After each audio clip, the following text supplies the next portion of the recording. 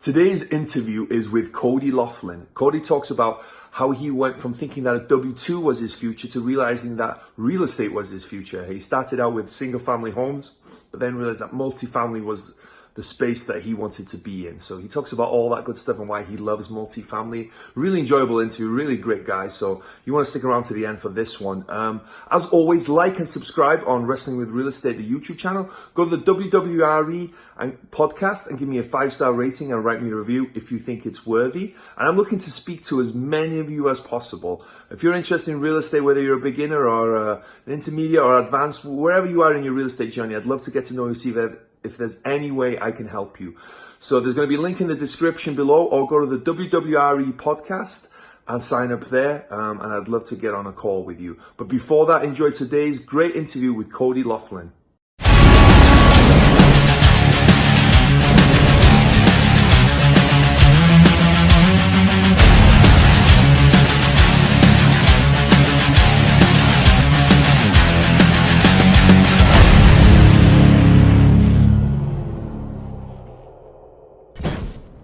Hello and welcome to Wrestling with Real Estate, where we look to chokeslam all your real estate problems. I'm your host, former WWE wrestler and now Cirque du Soleil performer, and of course, multifamily real estate investor, Barri Griffiths. Now today we have Cody on the line, or on the video, or I don't know what you would call it, but Cody's here today and I'm really excited about getting to talk to him and hear about what he's up to. So how are you doing, man? Barry, I'm doing fantastic, man. It's an honor to come on the show, and I tell you what, I'm pumped up already, man. You got me ready to go. I always try and bring some energy, if nothing else,. Cool. I'm glad that. So before we really dive into any detail, do you want to kind of tell us a little bit about your past, what you've been up to, what you're currently focused on? Yeah, man, absolutely. So my real estate journey started back in 2010 when I became an accidental landlord. Going a little bit further back, I had a very traditional upbringing, as most others.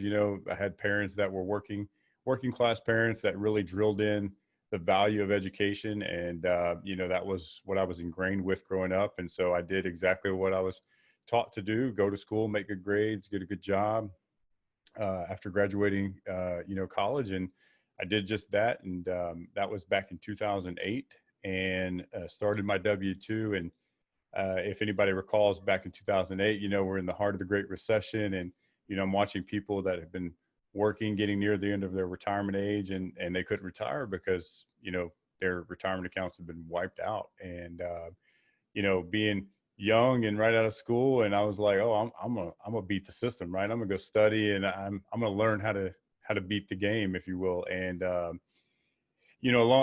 around that time, again, in 2010, I had tried selling my very first home I ever bought. And again, the real estate market was still in the dirt, and we ended up becoming accidental landlords. And somebody saw me studying some books about stock investing, and they said, "Hey, have you read this Rich Dad, Poor Dad book?"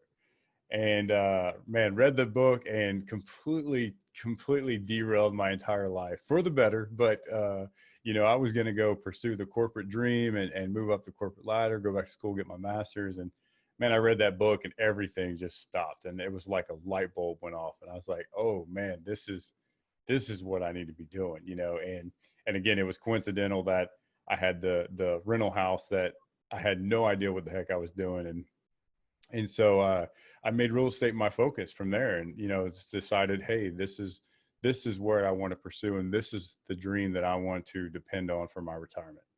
And the unfortunate thing, though, is, again, around that time, just being much younger, a little less focused, and kind of chasing shiny objects here and there. I mean, every opportunity that was presented my way, I was just like, yeah, sounds great, let's go. And unfortunately, over the few years, ended up getting pulled away from real estate, getting distracted. And even though in my mind, the goal was to take on opportunities to further my investing, it just kind of, I kept getting distracted and further away from it. So had a lot of failures, had a lot of missed opportunities, but long story short, kind of came back around, and my wife sat me down one day and she's like, look, what are you doing? She's like, I need you to get focused. I need you to, pick one thing and get serious about it. And, she knew my passion was real estate. And so, and we did, we committed together that, real estate was going to be, again, that avenue for us. And so made that commitment and started getting back into real estate full time, and, started out again in the single family space and did a couple of transactions, but realized really quickly, like, man, it sucked. It's a lot of work for very tiny margin. And it really wasn't getting me. I didn't see where it was going to get to my long-term goal of just true financial independence, and, 2018, my son is going into Little League baseball. And, we had visions of coaching his team and being involved, but I couldn't do that because of my W-2. I was still employed. And that was the big gut punch for me. That was the big moment where I was like, you know what? It's time to quit thinking small. It's time to quit making excuses. If I'm gonna really reach financial independence, I need to make a move and I need to do something. So it was that moment that we made the decision to transition to multifamily and go, think bigger and get out of my comfort zone and really try to scale a significant real estate business. And so been hard at it since. So been grinding away. Cool, man. That's a great story. Are you full-time in real estate now? I wish I was, man. So unfortunately, I still am employed. I still have a W-2. So, but I feel like I give a full-time effort with real estate because I have a very flexible W-2, which allows me to still put a lot of my time and energy into real estate. But it's a lot of early mornings, a lot of late nights, and a lot of missed hanging out social events. But that's okay. So we love it. Yeah, and it's all about that why, right? We hear that word everywhere, right? And maybe sometimes I feel like with real estate, there's certain words that you hear over and over again, and sometimes it gets diluted down, and people maybe don't take it as seriously. But the why, to me, people get the why, but the why is so important, right? And you've got to really focus on that and just forget the word the why, because I know it's a 3-letter word, but do you know what I mean? Because you hear it all the time. You listen to Bigger Pockets, you read stuff, and you hear the why. But think about what you want, right? That's what the why is, right? What do you want more than anything else in the world? What is the most important thing to you in the world? And you just touched about it there, right? It's your son and being able to have that freedom to be. You don't want to not be around your kids and be there for them, right? And we have the option with real estate. Absolutely. And, Barry, that's such a good point. We talked about this not too long ago in another podcast episode. And I'll be the first to tell you, when I first got into the space and was trying to consume as much of this learning, that's what you heard a lot about, the establishing your why and, mindset shifts and stuff. And I'll be honest, I was like, okay, after you hear it so often, you're like, all right, yeah, let's move on. Let's get to the nuts and bolts. But let me tell you, I stand here today encouraging everybody, do not disregard the importance of those two things before anything else, because this is a hard business. I mean, you're going to get your teeth kicked in. You're going to get knocked down. You're going to get close to tapping out at some point in time. I mean, there's a lot of ups and downs. It's an emotional roller coaster. And if you don't have those two things established, number one, your why it is that you're doing what you're doing, to remind you every day of why you're grinding it out. Why are you getting knocked down and getting back up? And if you don't have the mindset to know that you can be successful despite that, then you're not going to make it very far. I mean, let's just be real. There's a big barrier to entry, especially into the multifamily space. There's a lot of competition, and it takes a lot to build your credibility to get started. And so, don't disregard it, man. Take it for what it is. And really, I encourage everybody, before we start even talking about nuts and bolts, that's the most important thing. Because, without that, it's going to be a long, tough road. So yeah. There's going to be times you've been working on Saturday night, Saturday morning, Sunday, and you're going to question yourself, why am I doing this, right? But if you have that drive and passion for a reason, it's, you're always going to get there. I'm sure you know now you can't fail, right? There's no way you're going to fail because there's too much riding on it. You know what's possible and why you're going to be doing it. Yeah, absolutely. Hey, it's like we were talking about earlier before the show, right? I mean, my oldest is 15 and he's about to be 16. And I can remember, man, I can remember when he was a toddler. So my youngest is 19 months old. And I remember when he was like that, and now he's driving and getting driver's permits and going to, he's sophomore year of high school now. And I'm just like, you realize how fast time flies by. And when you're working for somebody else, A, we could talk about this later, but there's no security in that, in my opinion. But B, you're trading time for money for somebody else. I mean, you're going away giving more hours to your W-2 than you are your own family. And then when you reflect and you look back on all the opportunities that you missed, all the school events, all the games, all the, whatever it is that you missed because you have to go to work. I mean, that it's hard, man. That's a hard pill to swallow. And when you have young children, they don't understand. They don't know that, So trying to rationalize with them and trying to tell them that it sucks. It's a sucky feeling. So you're right, man. The real estate just affords us the opportunity to really be able to give our time back to our families while still giving them their basic needs and what they need, Yeah. And I appreciate you sharing as well, because it's so common. You going back to what you said about I'm going to work hard. I'm going to get a college degree. I'm going to go to find a great job. They're going to give me some benefits. I'm going to work my ass off. And then when I'm 59 and a half or whatever it is, I'm going to be able to walk away and retire and live this great life, right? And I hear it so many times, and I didn't quite follow that path, but at one time I kind of was, right? And I didn't know any different. I think so many people don't, and I think the system is set up like that, right? They don't want us realizing. Otherwise, maybe everyone would be off doing their own real estate investing and whatever, living the financial independent life. But I think it's so important for people to understand that there is another option. There is another path, right? It may be hard to believe because everyone else, you're living on this highway and there's 10 lanes wide and everyone's driving in that same direction, right? But on the other side, you have this tiny little lane that's going, windy little road that's going up all these mountains that you can drive up and go another way, right? And you don't have to go the same way as everyone else. Yeah, Barry, that's so true, man.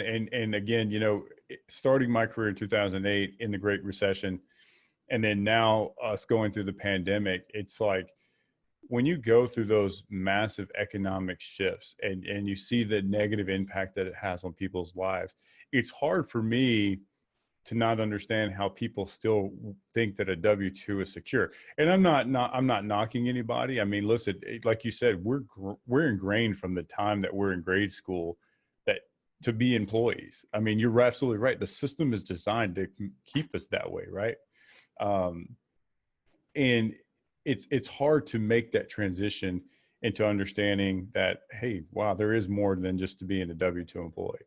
But through these times of economic uncertainty, how many tens of millions of people lost their jobs, for example, this year alone, and it's hard when you think about, like, man, just imagine if they had that financial education. Just imagine if they knew about the opportunities of alternative investing like real estate and they had passive income. There's a lot of people that could really significantly benefit from just having, and you don't have to go out there and try to replace your entire income, but just having some form of income to help supplement whatever, just in case, makes a world of difference for people. I mean, think about how many people out there would benefit for an extra $1,000 of passive cash flow a month. Just $1,000 could change somebody's life, So I digress a little bit, but to your point, I mean, you're absolutely right. I mean, sticking to the mold is, you're gambling on your future, if you will. If you think that by the time you're ready to retire, you're hoping that the market's going to be allowing you to do that. And it's a tough risk, man. I love talking to people like yourselves because we have such a similar mindset. And you said so many things, like the last thing you mean when you're gambling, right? People always tell me all the time, is real estate risky? Yeah, absolutely, it's risky. But there's risk in everything, right? There's risk in stocks, there's risk in all investment. But take that. Just talk about an investment in general. There's always risk in investment. But isn't there risk in, like you talked about, people losing their jobs right now? You're just stuck with your W-2 job. You're relying on an employer and on a company to provide you and your family's livelihood, everything that you need, the food you have, the roof you have above your head, the clothes that you wear, the car that you drive. Everything is dependent on that company and that W-2 job providing for you. And what's more risky? I would argue that investing in real estate is less risky than being dependent on that, right? Because at least you can control real estate to some extent, right? There's external factors outside of your control, but there's so much more that you can control. And if you learn to do this right, you take control of your life, and I don't think it's risky compared to the other option. Yeah, 100% agree with you. And that's kind of my similar debate when we have these conversations with people, is that exact thing. It's like, yeah, there's risk to anything that we do, but when you weigh the options, which one is the riskier? And really what it boils down to is education. You alluded to that just a second ago. Is I think people think it's risky because they just don't know about it, right? They're not educated in it, and again, financial literacy it's not as widespread as we all believe. As entrepreneurs, we value that, but for the general public, it's just not there. And so I think that we have a duty and obligation as entrepreneurs to, just as we're doing now, sharing that as much financial education as we can with people, and I'm not trying to sell anybody on anything. I'm not trying to force anybody to do anything, but all I want to do is help people understand that, listen, there's more than just the rat race. There's more than just grinding it away for, like you said, 40, 50 years in hopes that you're going to be ready to retire. And, I think as people get themselves educated, that's where you start mitigating the risk. The more that you become educated, the more that you can hedge against the risk. And so, and as you mentioned, the thing that we love about real estate is, you're right, we can control that risk to some degree. And so, yeah. Yeah, cool.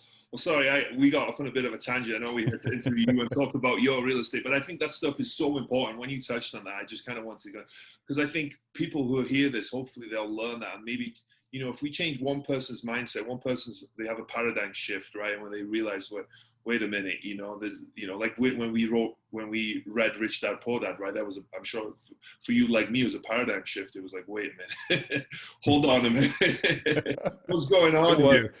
Felt like I got hit by a truck, and I was like, whoa, where the heck have I been for however many years? Yeah. And and if we can provide that, or maybe just take someone down the road where they kind of can change their life, I think that would be amazing. So yeah, I appreciate you indulging in that conversation there for 5-10 minutes, whatever it was. Hey man, I love it, man. I love it. Me too. But let's get into sort of the real estate stuff then. So what was your first ever real estate deal? You talked a little bit about there being an accidental landlord. Was that your first ever real estate deal? That was my first introduction to real estate 101, man. And I, again, had no idea what the heck I was doing. All I knew is I couldn't afford to pay 2 mortgages, because me and my wife, we had bought another house before we had sold that one. And again, when it didn't sell, we were like, oh crap, like we can't sustain this. What are we going to do? So we put a tenant in there, and it really just jump-started everything. And so I tried being a hands-on landlord for about probably about 3 years, and learned a lot of hard lessons along the way. I learned that being a landlord sucks. So I learned the value of property management really quick. And after having to evict my first tenant after about 3 years and going through that process, I remember the judge of that when we were going through the eviction court sat me down in his chambers after our hearing or whatnot, and he just very openly was like, "Man, what are you doing?" And I was like, "Well, what do you mean?" And he was like, "You should have slapped this guy with an eviction notice like 6 months ago." And the thing I learned about myself is I was too much of a soft-hearted guy, right? I fell for every sob story, everything that came up. Okay, all right, well, you give you the benefit of the doubt. And I was a victim of a professional tenant who took advantage of me, and it cost me some money. I mean, it was a very expensive lesson, but hey, after that conversation with the judge, he happened to be a real estate investor himself, gave me a lot of great tips. And I think the one thing that I took away from that was hiring a property manager.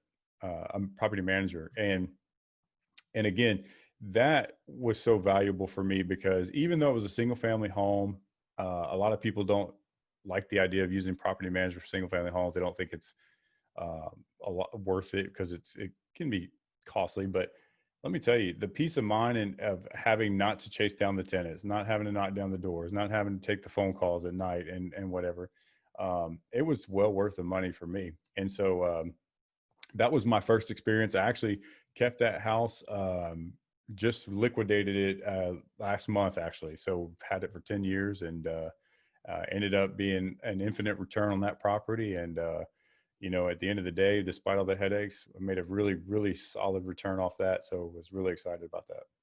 Yeah. I think with a lot of real estate, if you can hold on to it long enough, it's always going to be a good deal for the most part, right? Time is a forgiving thing in real estate. Hey, listen, to that point, I'm so glad you mentioned that. So when I bought that house, we bought it in 2008 as a foreclosure, lived in it for 2 years. 2010, again, the market was down. So the value of that home had actually dropped almost $10,000, if around there, just in those short 2 years. And when because we held on to it and we weathered the storm, we had a tenant in there paying the mortgage. For the first couple of years, we didn't really cash flow, but that was okay because we had the depreciation off of it. We had the tax benefit from it. But over the years, appreciation, the market started to appreciate more. We were able to start charging more for rent. We started cash flowing for the majority of our holding period. And then we just sold it for $100,000 more in equity than what we originally purchased it for. So, just as you mentioned, if you can hold on to it, you can weather a lot of storms, Yeah. Well, congratulations. I'm glad you made a profit on that one. Thank you. Me too. But you bring up a great point there, and you can be successful in real estate regardless of what you do, right? But I'm a huge believer in getting property manager, right? Because especially when you start, they always say when you start you should do it yourself so you can learn, blah blah blah. But I don't know if that's always a good idea, because if you don't stay in the business long enough, right, that first deal could kill you and could send you out the business, and you could be like, I'm done with real estate. So if you get a property management for whatever they get the 8-10%, whatever you're paying them, right? It's different in all markets, but I think they earn that money, right? I think they vastly. I don't want to, any property manager, I don't want to pay you guys any extra, but you guys earn that 8 to 10% because it's a thankless job. You have to collect that rent every month. You have to know what the legalities are. You have to be open to get calls at whatever it is, 1 a.m. on a Saturday night, you know what I mean, that the toilet's busted. They do all this. They screen the tenants. There's so much work that goes into being a property manager that people just think they're not there just to collect rent every month. They do so much more than that. They absolutely do, man. And again, they're worth their weight in gold for sure, man. And listen, to be a property manager, it takes a special person. Like, you have to have a special personality and a drive to do that. And listen, I love investment real estate. I love holding real estate, but again, I don't want to be the one answering the phone calls. I don't want to be the one fixing the tenants or the toilet, excuse me. So, it's definitely worth their value for sure. Yeah. What was your so where did you go from there then? What was your second investment? So I tried throughout that process, I tried doing some wholesaling. My intent was always to build capital. So, one thing I didn't mention in my story is I actually was introduced to multifamily in 2011. And that was the really aha moment for me in real estate, where I was like, oh yeah, that's my niche. That's where I want to go after. It just made sense to me. And so, but I didn't have capital. I had very limited resources. And so I was like, okay, cool. Well, I'll try wholesaling. And so did that for a very brief period of time, realized that I'm not a marketer, which is, to me, the foundation of wholesaling is being able to market and, or be a marketer, excuse me. And so, tried that for a bit, didn't work out. And fast forward again, tried some other opportunities, non-real estate related. And when I got back to real estate, got in again with the intent to build capital. So started with some fix and flip properties, and have some interesting stories with those properties, but I learned a lot of expensive lessons with those. After doing a couple of them, just realized again, fixing and flipping it's a lot of work. It's even though you have a good contractor, which is hard to find, you're constantly having to monitor the project. You're constantly having to run back and forth to support the contractors and whatnot. And it just became a distraction from really what I was trying to do, which was get driven to multifamily. So, after a couple of fix and flips, that's when that was around the time of my son and his baseball deal. And that's where I was like, hey, I'm done. It's all multifamily for here. So, yeah. Yeah, fix and flip, it's a great way to make money if you're successful at it, but you're always buying into yourself a new job, right? And you have to be extremely active because, as you mentioned, contractors, even if you find a good one, you've got to be on top of them, right? You can't just let them do their own thing. Otherwise, you're going to go back there a few weeks later and nothing's going to be done, or the sink's going to be on the wrong side of the house, or everything like that. So you've got to be extremely active, and people love it. Like, they love some people they're born to be a flipper, right? They love taking something ugly and making it beautiful, and they love that quick cash as well, right? It's like day trading almost to some extent. It's a quick cash where you get that buzz, I think, and I think it attracts that certain type of person. But you're always buying yourself a new job.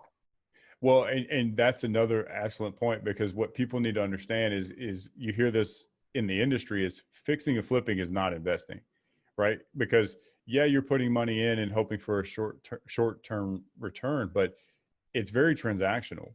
And so if you're doing one deal and you don't have another one lined up, then you're just a sitting duck, So if you're not transacting and doing multiple deals, you can't build a sustainable business off that. Very few people are able to do that. So, it's tough, man. It's a tough business. And I, for one, I enjoyed it. I do like the idea of looking at the finished product and, you're in it for a shorter period of time. But, again, I know at least in our area where we were focusing in around the greater Houston area here, margins were just too thin. It was a lot of effort and a lot of time invested for a very small margin. So, it just didn't make a lot of sense to try to sustain that. Yeah. And there's people making great money in flipping. We're not. It's just we're multifamily people, right? I think that's what it is. Right? It depends where your focus is and how how you see your life and what you want your life to be, right? It's like, I think we see our lives a little different. See someone who flicks and flips, and that's not to say that you can't be successful. If you want to go fix and flip, go do it. Absolutely. All the power to you. It's just something that I don't think appeals to us as much. Yeah, no. And listen, I tell everybody, I'm the same way. I don't try to talk anybody out of whatever they want to do. I just share my experiences and help give anybody any guidance based off of what I've been through. But again, it comes back down to education. Just no matter what you do, just don't think you're going to watch HGTV and think you're going to be successful, because it doesn't work that way. Just take your time and get educated, and just make sure that you're dedicated to learning as much as you can before you jump in it. Because as you mentioned, I learned this the hard way with flips. I mean, you make a mistake or you have a bad contractor, it can be very costly, and it can hurt you more than it can help you. So. Yeah, absolutely. So you said in 2011, you came across multifamily. How did you come across it? Just being in the real estate industry, or did someone kind of sit you down and say, hey? Yeah. So after I read Rich Dad Poor Dad, I was all about Robert Kiyosaki. It was all about the Rich Dad Poor Dad, education. And so I actually joined a mentorship program. And long story short, the mentorship program, unfortunately, it wasn't a very good fit. I didn't find a lot of good value out of that. But the one thing that I did find very beneficial was to join my local REIA clubs. And Houston, here down in Texas, had a couple of them. And so I started attending the REIA clubs and going to the networking events. And that's where I got introduced to multifamily. And at the time, I wasn't familiar with the term syndication, but I would hear people come and speak about joining up with, 15, 20 investors to go buy an apartment complex and do these renovations and force appreciation and make these great returns. And I'm like, oh man, that's fantastic. And then plus the idea of the concept of having multiple units under one roof versus one unit being a single family just made more sense. It kind of reduced the risk, right? Because with a single family, if your tenant moves out, you got 100% vacancy versus, if you have a multi-unit property, as long as you have multiple tenants in there, you can hedge against that, so, but yeah, I was like, man, this is phenomenal. And I kicked myself in the butt. As I mentioned to you, I was a little less focused, right? But in my opinion, that time was probably the best time to buy multifamily real estate. I mean, we've talked to numerous people that got started around that time, and just, you could have made every mistake in the world, and all you had to do was make it for a couple of years and hold on those properties, and you were making, 2-3x multiples on your money. It was just insane just how much the market appreciated. So, yeah, I kicked myself to the butt this day because I could have been financially free, but that's okay, man. Everybody takes their own path, but yeah, man, that was my introduction to multifamily, and I was seeing it firsthand what people were doing, and that's kind of always stuck with me, even throughout every other opportunity I was doing. Again, the whole thought in the back of my mind was, this is going to help me get to multifamily, and so that was always the end goal. Yeah, and I've been guilty of the shiny object syndrome myself, because it's for those people who, I'm sure everyone knows what it means, but it just means you get distracted by everything, right? Because in real estate, everyone can make everything sound amazing, and there's always going to be someone that's successful in whatever niche it is, right? But it's about picking that niche and sticking to it, because you'll hear someone talk about tax liens and you're like, wow, that sounds amazing. Or assisted living, you're like, wow, that sounds really cool. I nearly bought an assisted living. That's a facility. That's a completely different story. But you've got to pick whatever lane you're going to be and stick to it, because you can get really good at that. And then there's people making millions in every niche, right? Just pick one niche and kind of stick to it. And I'm so guilty of that. So I think it's funny that you were talking about that. It's easy to do, man. It's a lot easier than what most people think. I mean, because you go to the meetup events, you go to the networking events, and you hear the hoorah. You hear all the people that are successful, and you're like, oh man, that sounds phenomenal.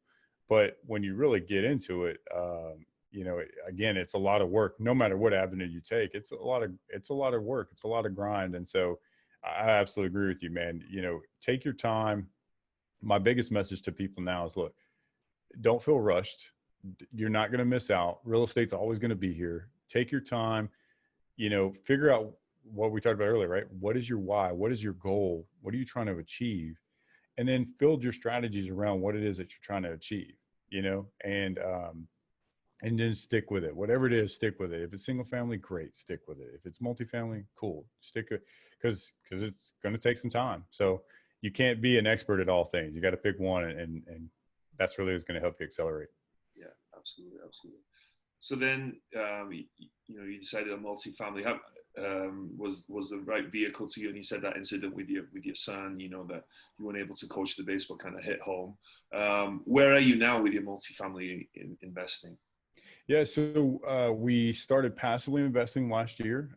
So passively invested in 128 units, and in all the meanwhile, still trying to get myself educated, get myself in a position to start actively investing.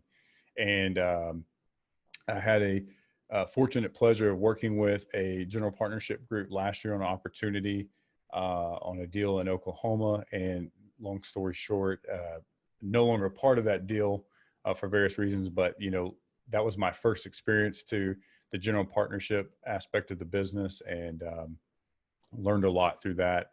And we've been actively pursuing opportunities since the mid part of last year. And it's been tough, man. It was a tough market getting into in 2019, very, very bullish. And obviously this year with COVID, definitely put a halt on things for a little while. So, but we're still aggressive in our pursuit, and we're hoping 2020 is still going to be the year for that first deal under contract, but we'll see. Yeah. You knew that you wanted to be active, but then you invested passively, right? Why was that? Well, for twofold.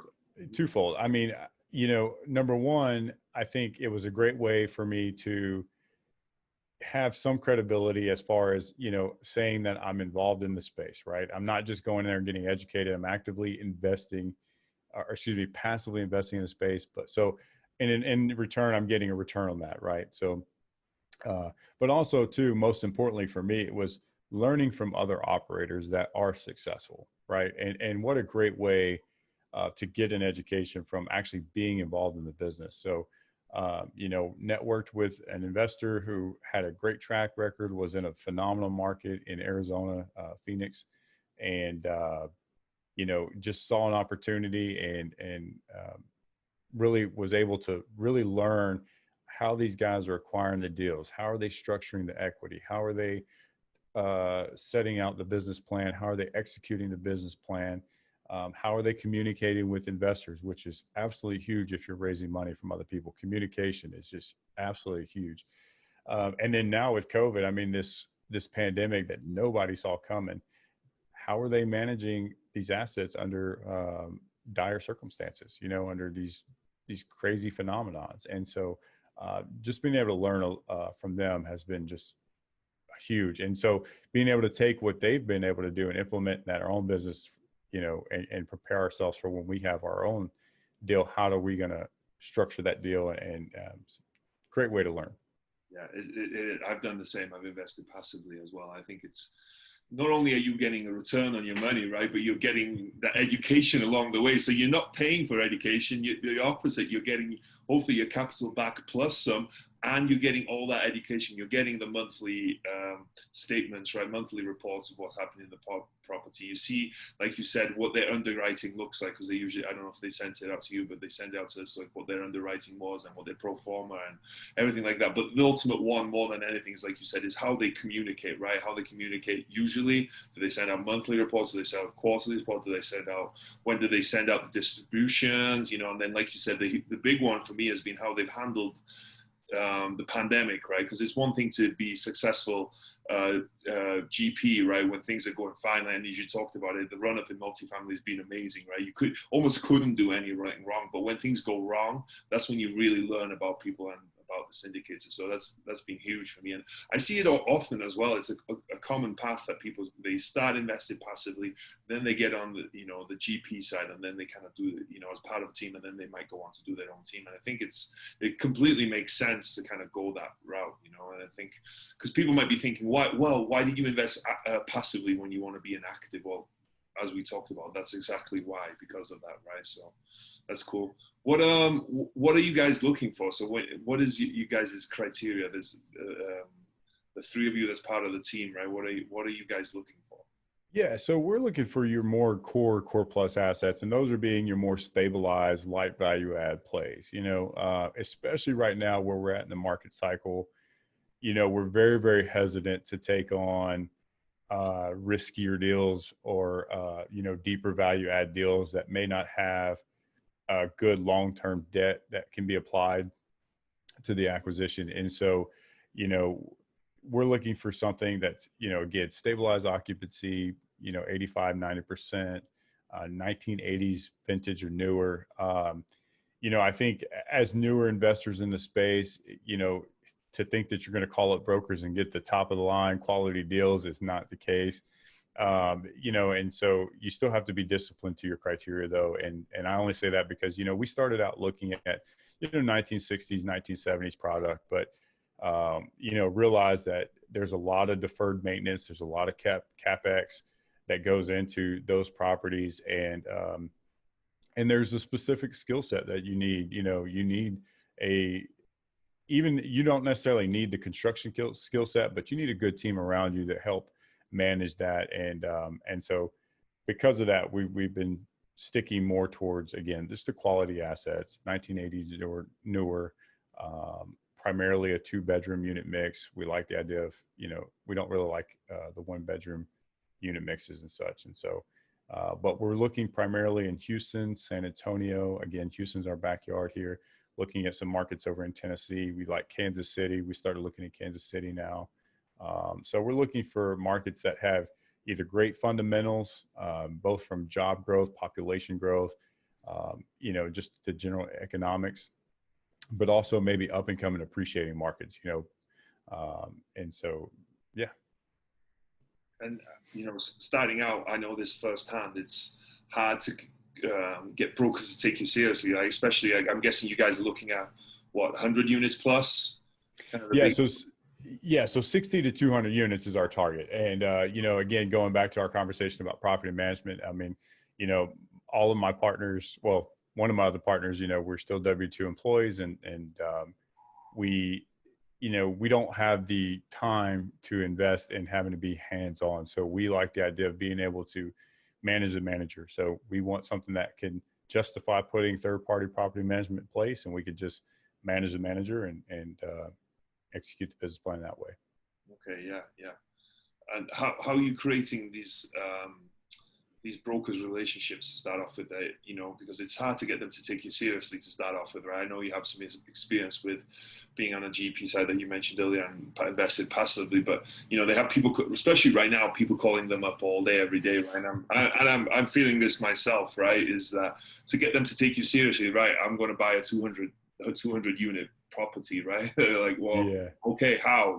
Because they have 10 people waiting in the wings that have bought 200 unit properties that can write a check tomorrow, so it's it can be challenging. I was be interested to hear how you trying to create that credibility with these brokers. Yeah, man, 100%. So I think number one, the most important thing is being transparent, and being able to have an educated conversation. Right. So you need to understand the lingo, and that sounds cliche because we hear it all the time in the industry, but you really do need to be able to speak the language. And so if you're just now getting into multifamily or whatever, don't call up a broker and be like, hey, I want to buy that apartment building. You're going to get a click and that's it. You're never going to hear from them again. But you want to be able to speak the lingo, number one, but you want to be transparent too. I'm not afraid to tell a broker, listen, we haven't done any of our own acquisitions yet, but I'll tell them our timeline. Look, we've been in the space for X amount of time. We've passively invested in this many deals. Here's our criteria and what we're looking for. And then most importantly, after that is follow up. If they do send you a deal, whether it fits your criteria or not, give them feedback, follow up with them. And I think that is the key in keeping that relationship ongoing, is when you can provide them tangible feedback, and I actually just had a conversation with a broker today. And, we were talking about, they love a quick no. They would much rather a quick no than a very long drawn out maybe, so the sooner that you can get back with them and give them tangible feedback, that's a great way to establish the credibility. A lot of people, you've heard this, I've heard this when I first got in the space. Oh, try to build commonality and try to learn who they are. Listen, at the end of the day, those guys don't care about that. They don't really care about you taking out to lunch, whatever. If you want to build commonality, close a deal. Get them a commission check. Then you got some commonality. So another effective technique we found too, especially if it's a newer broker on a listing, is underwrite the deal first. Take a look at the deal, underwrite it, and then call them and say, hey, listen, I'm so and so. I saw your listing. I underwrote the deal. Here's some of my feedback, and then start the conversation from there. And that's a great way to start kind of establishing that credibility. Yeah, that's some great advice there, because like you said, that broker relationship is so important. They're the ones that find. Yes, you can get, do some mailers or whatever, try and find the leads yourself, and that's a viable option. I think you guys have maybe talked a little bit about that, but the brokers are the ones, they're pounding the pavement, right? They know these owners. They're making calls every day. They may have sold the property to them, or they've sold another property with them. They have those connections. So it's vastly important, massively important that you create that relationship with the brokers. Yeah, it is. And as you continue to evaluate deals, you're going to find that the larger deals, again, 70, 80 units and above, most of those deals in general are going to be listed through brokers. It's going to be harder to find those off-market opportunities at that size. Most of that you're dealing with more professional business owners. And so you're absolutely right. You do have to have those relationships with the brokers. And so, and I get it's nerve wracking if it's the first time you're calling. It is, man. So make you a script, write out a script, practice your script in the mirror. And one thing I thought was helpful that I was introduced to is, man, pick a market that you've never have any idea of any intent of going, and call up a broker and just practice there. Call somewhere in Anchorage, Alaska, and be like, and practice your script. And that's a great way to kind of get more confidence and continue to build on that script or whatnot.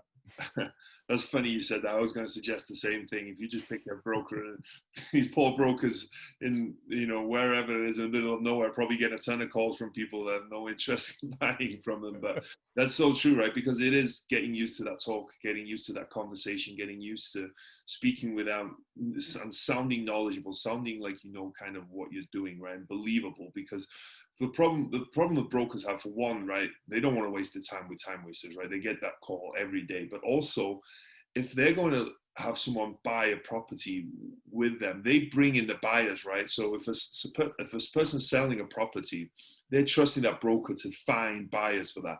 And if they bring a buyer that doesn't have that, is not able to take it to closing, is not able to buy that deal, that makes that broker look stupid, right? It makes him look like doesn't have that credibility. So you've got to remember that as well. It's not just about them being assholes or whatever, whether they are or not. That the ones I deal with are not. They would never be assholes, right? Obviously, anyone's listening. But it's that credibility. It's like they need that credibility as well, Yeah. So you've got to remember that as well, I think. Hey, listen, man, it's their livelihood. This is how they make their living. And you're absolutely right. It's their credibility on the line too. I mean, they're putting, when they bring offers to their sellers, I mean, they're putting their name on it. And so, you have an obligation to make sure that you're being a good steward and good, prudent investor and respectful of that, and doesn't mean that you have to, succumb to their underwriting or whatever. I mean, you don't have to kiss their butt, if you will, but you do have to understand that they're coming from a position where they need to make a check for their family as well, and so they're out to do a job. And so and the market's so saturated right now. I mean, let's be honest. I mean, it, I know it. I mean, there's 1,000 new investors, it feels like, almost every day that's coming to the space. And with education now being so readily available, that's increasing that number exponentially. And so the brokers, like you said, they know, man, when they're getting 50 phone calls a day, 45 of those guys are going to be tires kickers. So is that going to be a good return on their effort? So that's where you really want to make yourself stand out. And I like how you said as well that you guys don't really BS them. We said this is what it is. This is where we are at a stage, but we're serious. We're here. We have this experience, and we're going to be here. We're buyers, and we're going to be here for the long run. So I think that helps, because it's this cat and mouse game a little bit with brokers sometimes, right? Trying to pretend or trying to seem that you're something like you're not. But I think they appreciate that as well. And if a lot of times, if you're honest with them, they understand, but at the same time, you can be honest, but be serious, right? Just because you're newer buyers doesn't mean that you're not serious, doesn't mean that you're not capable, doesn't mean that you're not going to get to closing. So I think, those are all good points for people to communicate to brokers. Yeah. And again, I think that's where the importance of follow-up comes into play, right? Because, and to your point, brokers are going to be more accepting of you being open and transparent and saying, hey, listen, I haven't done any acquisitions yet, but here's where I'm at. They're going to be more open to that than you trying to BS them and then waste their time. And they'll catch on to it quick. These guys are smart. They're very savvy, and they hear it however many times a day. Again, they're getting thousands of phone calls. So they can sniff out when, you're just wasting their time. But, follow up. Again, when they send you a deal, make sure to follow up, make sure to give them the feedback. Even if it's not your criteria, tell them that, hey, listen, this one it's not a fit for me. Show up to property tours. That's another great way too, is, being present in the market and showing up. And that's a great way to establish credibility. And that's how you prove to them that you're serious. Yeah. Great advice for people who are starting out and trying to create those broker relationships. So cool. Well, as I mentioned earlier, the show is called Wrestling with Real Estate, so I always like to ask wrestling-themed real estate questions, except for the first one. The first one isn't really a real estate question, but so what would your wrestling name be? If you had to pick a wrestling name for yourself, what would your wrestling name be?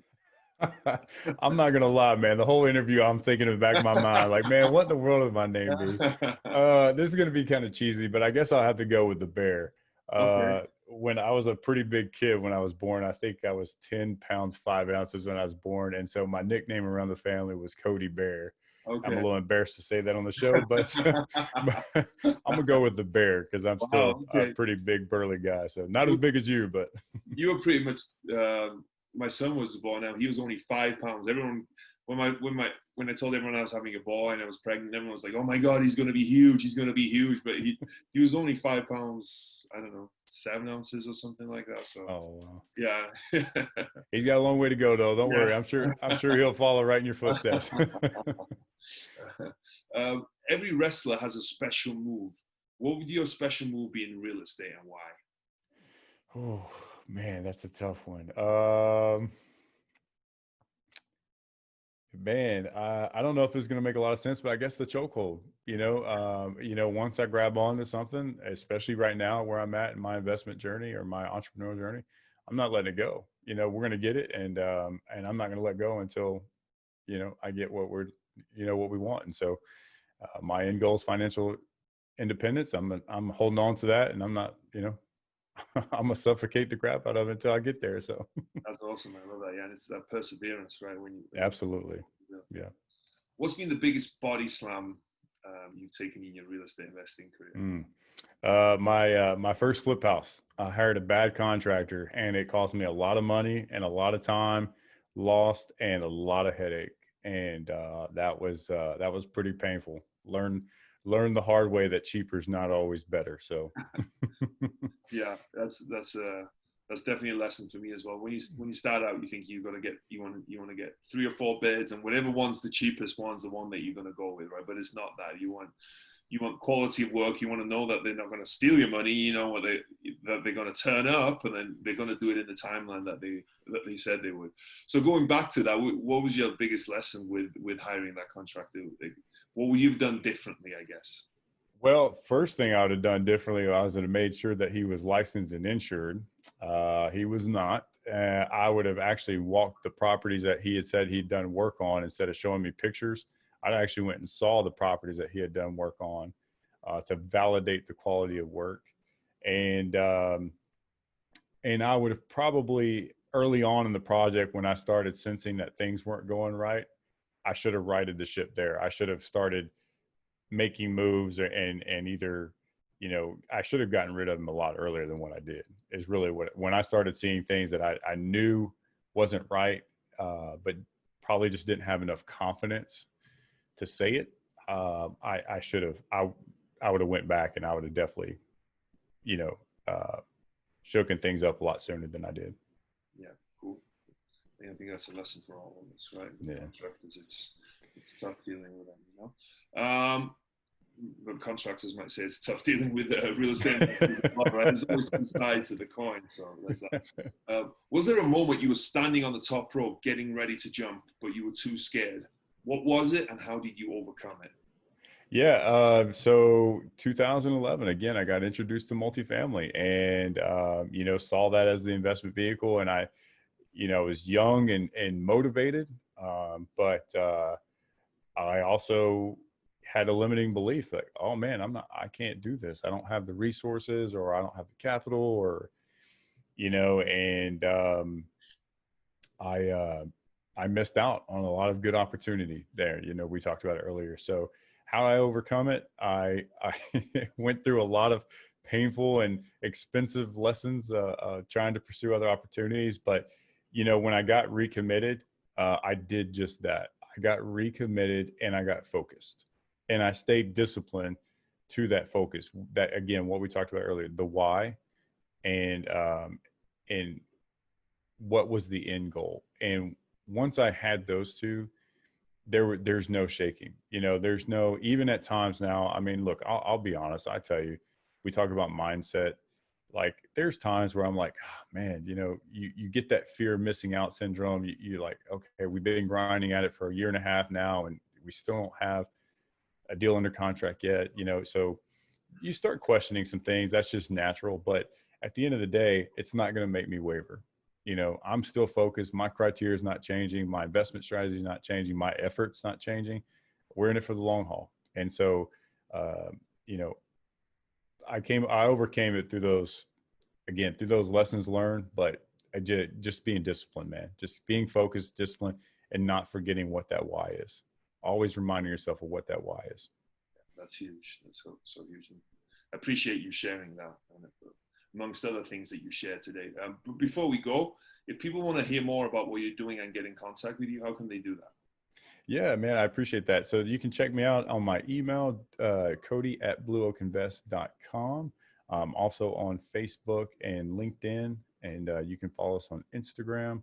You can check us out on our website, www.blueoakinvest.com. And man, if you ever want to call, man, just shoot me a text, give me a call, 337-794-8283. Cool. I'll include all the links to those in the description of the video on the podcast. So cool. Well, Cody, thank you so much, man. Today's been like, I love that interview. I know there's a lot of times that we talk about the deal, the mechanics of the real estate, right? Of the, you know, what you bought it for, what you sold it for, what kind of rehab you did. And that's all very important, right? And how you did that. But I think what we touched on today is so important. And I think it's trying to change people's mindset, right? It's just, I don't know.